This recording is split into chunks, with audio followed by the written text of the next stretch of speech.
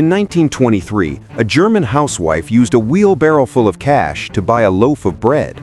Not because bread was expensive, but because her money had become worthless.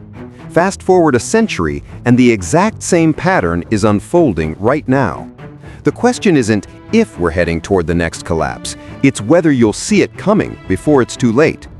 Over the past 300 years, every major currency collapse, from the French Assignat to the Weimar Mark, from the Roman Denarius inflation to the recent Venezuelan Bolívar, has followed an eerily identical six-stage script. It's like watching the same movie play out across different centuries with different actors, but the same tragic ending. And here's what should terrify you. We're currently on stage 5. Today, I'm going to walk you through each stage, show you the historical proof, and reveal exactly where we stand right now. By the end, you'll understand why some of the world's wealthiest people are quietly preparing for what comes next. Stage 1. The prosperity illusion. Every collapse begins the same way, with confidence. Unshakable, intoxicating confidence. Take France in the 1780s.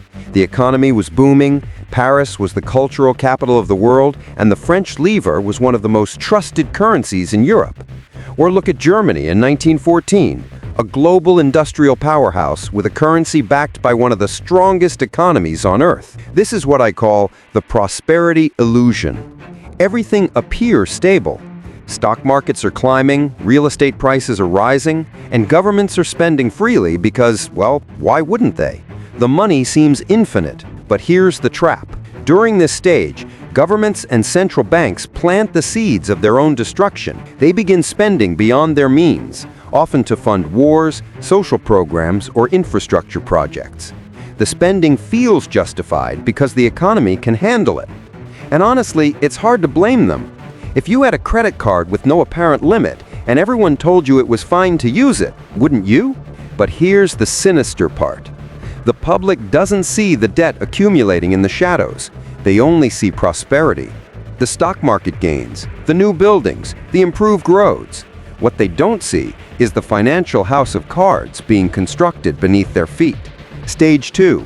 The debt spiral begins. Stage 2 is where the cracks start to show, but only if you know where to look.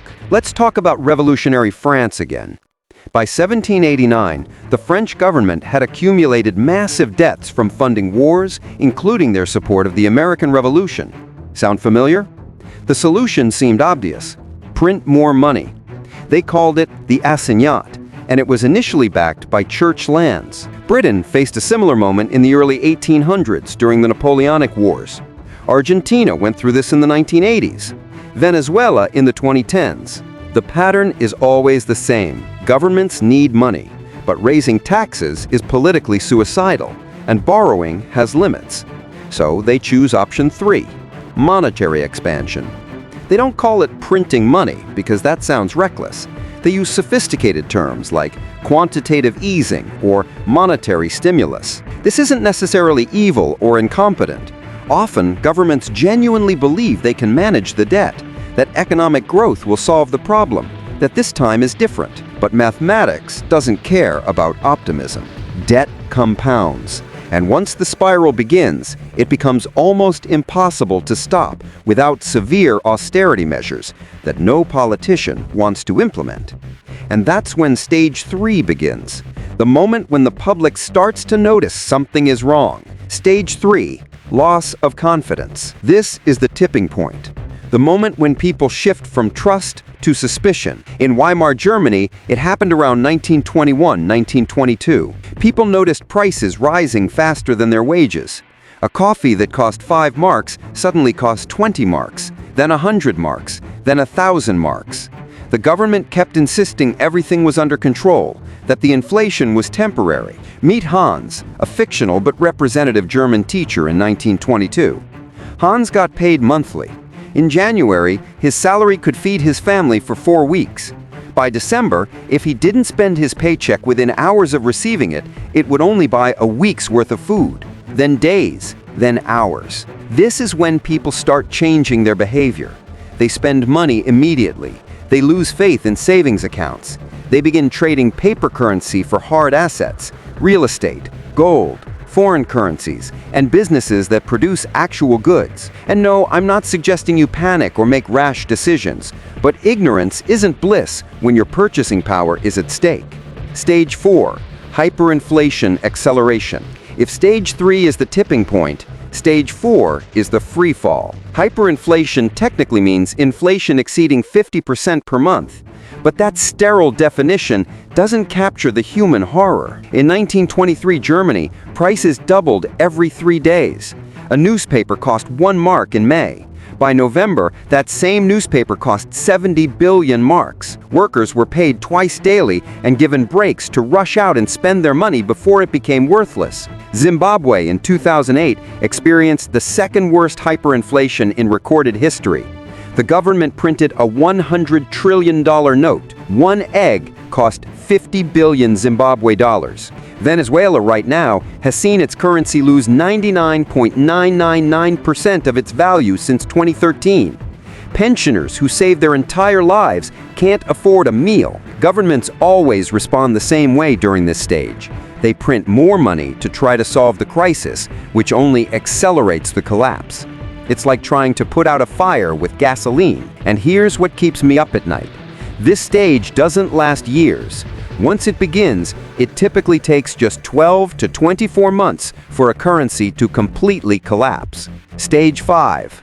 Panic and social breakdown. Welcome to Stage 5, where we are right now. Now, I'm not saying we're experiencing hyperinflation, we're not. But we're experiencing the conditions that historically precede it. Look at the signs.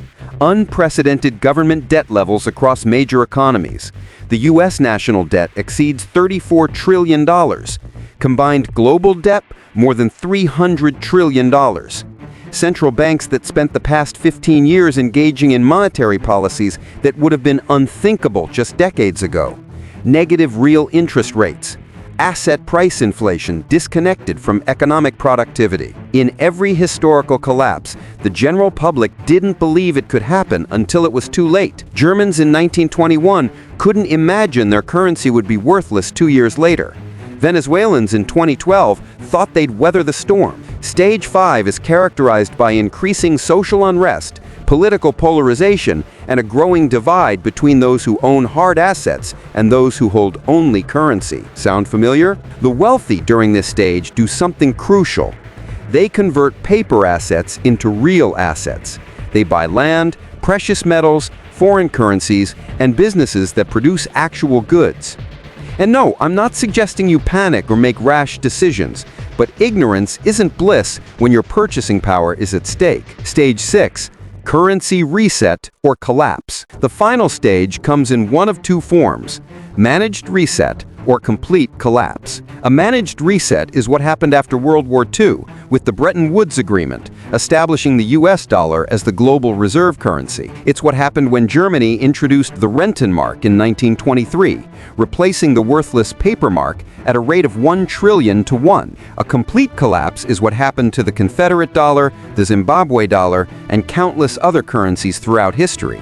The currency simply stops functioning, and society either adopts a foreign currency or reverts to barter. Here's what you need to understand. Stage 6 is inevitable once Stage 5 begins.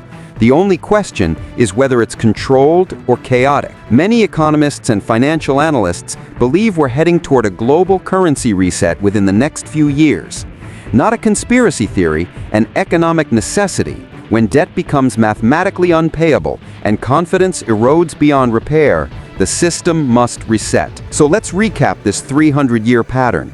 It starts with prosperity and overconfidence, moves to debt accumulation and monetary expansion, evolves to public loss of confidence, accelerates into hyperinflation, creates social panic and breakdown, and ends with currency reset or collapse. Every single time. We're currently in Stage 5. The debt is unsustainable. Confidence is eroding. The wealthy are quietly preparing. The question isn't whether a reset is coming, it's whether you'll be positioned correctly when it happens. Now, I know what you're thinking. Okay, but what do I actually do with this information? That's exactly what I cover in this video, where I reveal why billionaires and institutional investors are specifically preparing for a 2026 currency reset. I break down the specific strategies they're using, the assets they're accumulating, and the timeline they're working with. It's information they'd prefer you didn't know, but you deserve to protect yourself and your family. That video is appearing on your screen right now. Click it before you forget, because what you learn in the next 8 minutes could be worth more than a decade of traditional financial advice. The script has been written for 300 years. Don't be caught unaware when the final act begins.